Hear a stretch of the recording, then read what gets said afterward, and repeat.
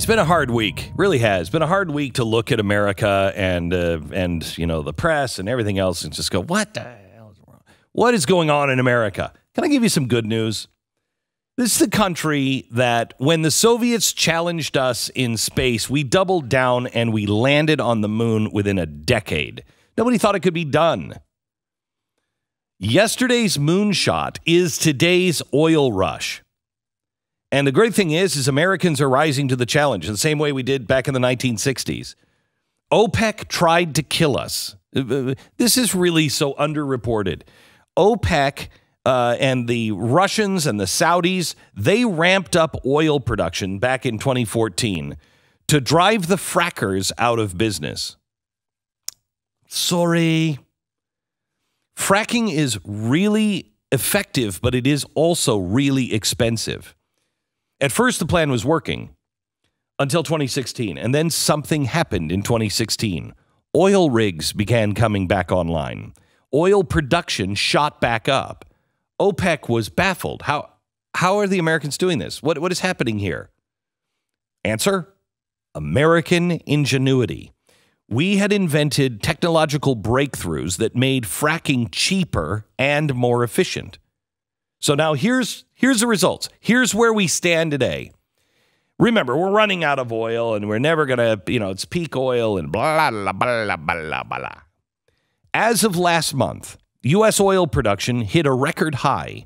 We are now pumping out 10.7 million barrels a day. We just leapfrogged the Saudis, who are putting out 10.4 million barrels a day. Russia is now number one at 11.1, but we're hot on their heels. U.S. production is set to be 12 million by next year. We will be the number one oil producer in the world by 2019. The days of being held hostage, the days of having to go to war for oil, they're over. And that's mainly because of Texas. The state of Texas alone is projected to put out 5.6 million barrels a day in the next 12 months. That's more than Iraq and Iran. In fact, if Texas were its own country, which I think it kind of is, it would be the number 3 oil producer in the world. Texas. We haven't even touched Alaska, California. So when people question American exceptionalism, look what we're doing, and we're not destroying the environment.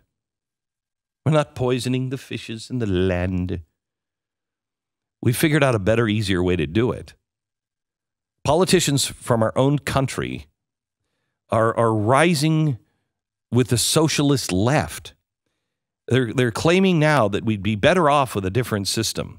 Tell me, what, if anything, has ever been accomplished under socialism or communism?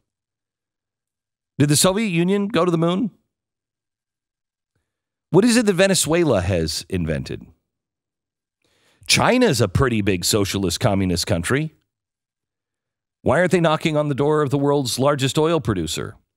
Why didn't they invent the smartphone or create the internet? Because there's something different about the Chinese. If there's any credibility to what these new American democratic socialists are saying, countries like China, Venezuela, Norway, even France, the UK should have accomplished way more than we have. But none of them have even come close. In fact, all those socialist countries are now sending us their sickest patients, even though our health care is a sick patient. It's all due to freedom. It's due to the free market. Square your shoulders, America. Take a bow.